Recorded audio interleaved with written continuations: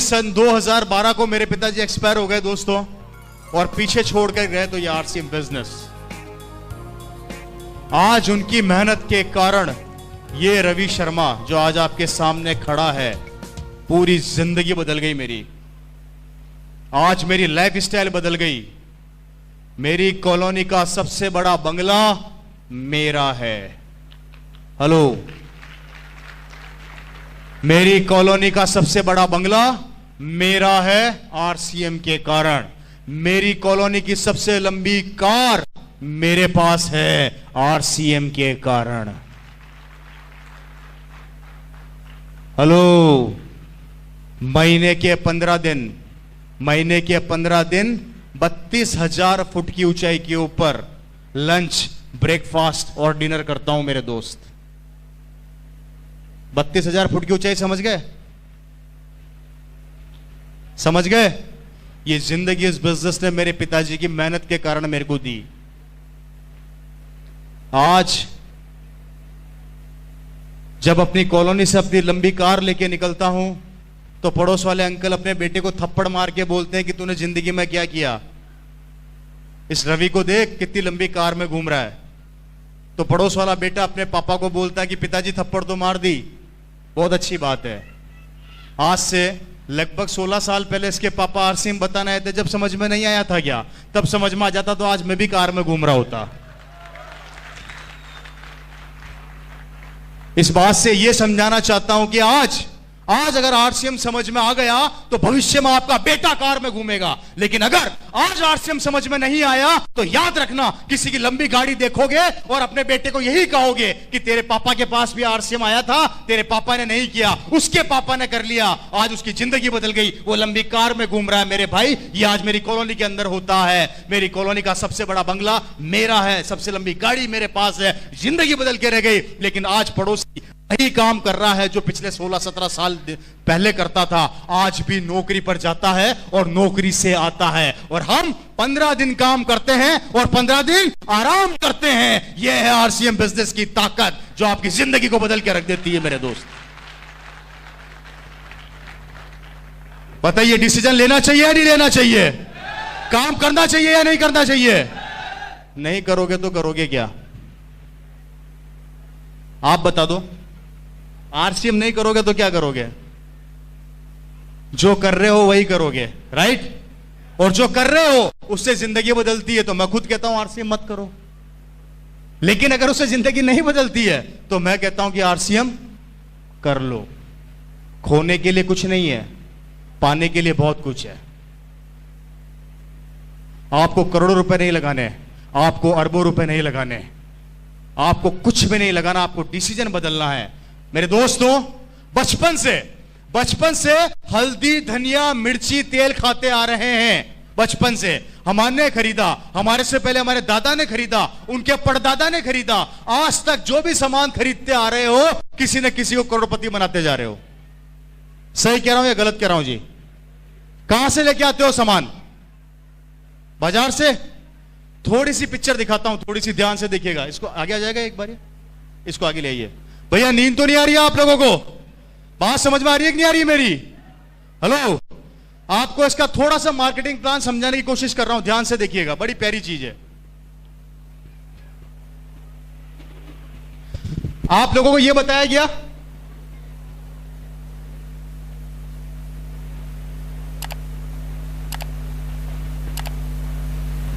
ऐसे बताते हैं हम लोग, यही बताते हैं जी। 10 रुपए की, सॉरी 5 रुपए की चीज बनी, 10 रुपए में मार्केट में बिक गई, यही बताते हैं हम लोग। 5 रुपए बिचौलियों के पास चला गया, यही बताते हैं हम लोग।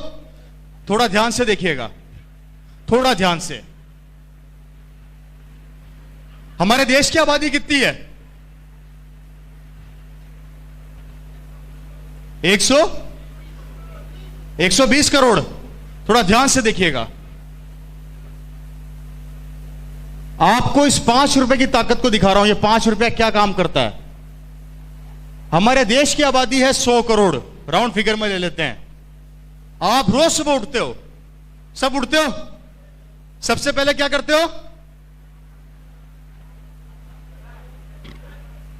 ब्रश। कहां से लाते हो? मार्केट से, बाजार से कितने रुपए का आता है? 20 रुपए का आता होगा। हेलो, 20 रुपए का आता है जी। 20 रुपए का ब्रश आप लोग सब रोज सुबह उठते हो और बाजार से लेके आते हो। आपने कितना रुपया ज्यादा दिया? 20 रुपए की एमआरपी का ब्रश है, आप बाजार से लेकर आए, आपने कितना रुपया ज्यादा दिया उस ब्रश पे? 10 रुपया। कितना ज्यादा दिया जी? 10 रुपया। थोड़ा ध्यान से देखिएगा, आपने 10 रुपया ज्यादा दिया और 100 करोड़ की आबादी रोज सुबह ब्रश करती है। 100 करोड़ की आबादी इंटू 10 रुपया इज इक्वल टू 1000 करोड़ रुपया हमारी जेब से निकल गया।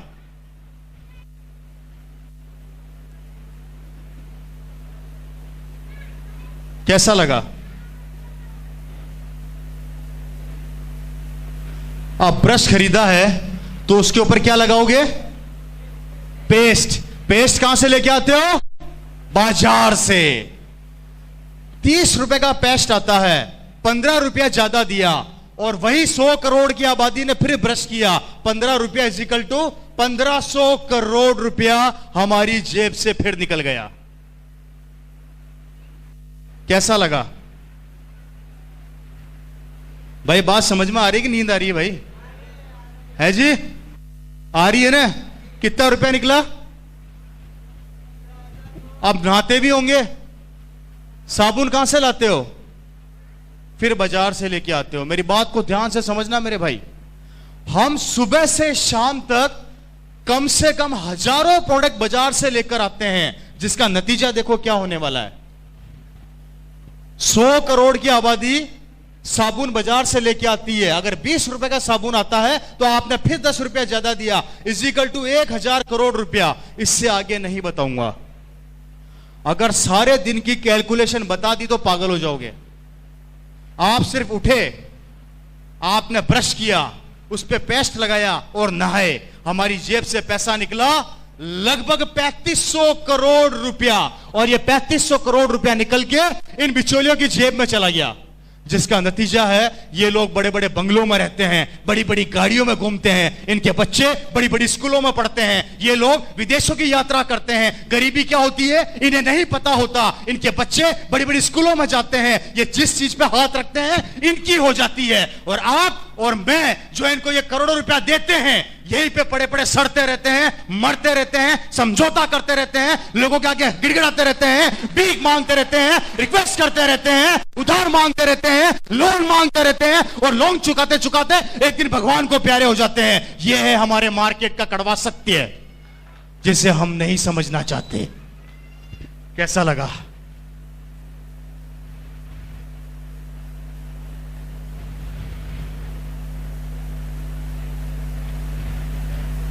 मुझे बताया गया था कि यहां के लोग भाषा नहीं समझते, कोई रिएक्शन आएगा नहीं, तो मतलब सही बात है क्या? इतना सन्नाटा क्यों है भाई? है जी? कैसा लग रहा है? मेरी बात को ध्यान से सुनिएगा। ये वो 3500 करोड़ रुपया है जो इनके पास जा रहा है और हम दे रहे हैं और हम देते रहेंगे। हमने दिया, हमारे दादा ने दिया, हमारे परदादा ने दिया, हमारे बच्चे भी देंगे और उनके बच्चे भी देंगे। देना तो पड़ेगा, देना तो पड़ेगा। और आरसीएम कहती है इस 3500 करोड़ का 40% पैसा अगर मैं आप लोगों में बांट दूं, कितना होता है जी?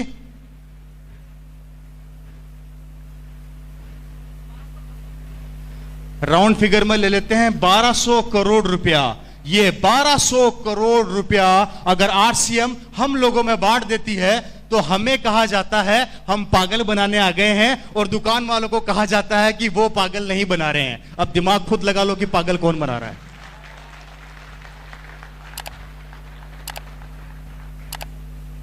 पैसा तो जाएगा, इस दुकान से नहीं खरीदोगे तो उस दुकान से खरीदोगे, पैसा तो देना पड़ेगा। और जब देना ही है तो आरसीएम क्यों ना दो मेरे भाई?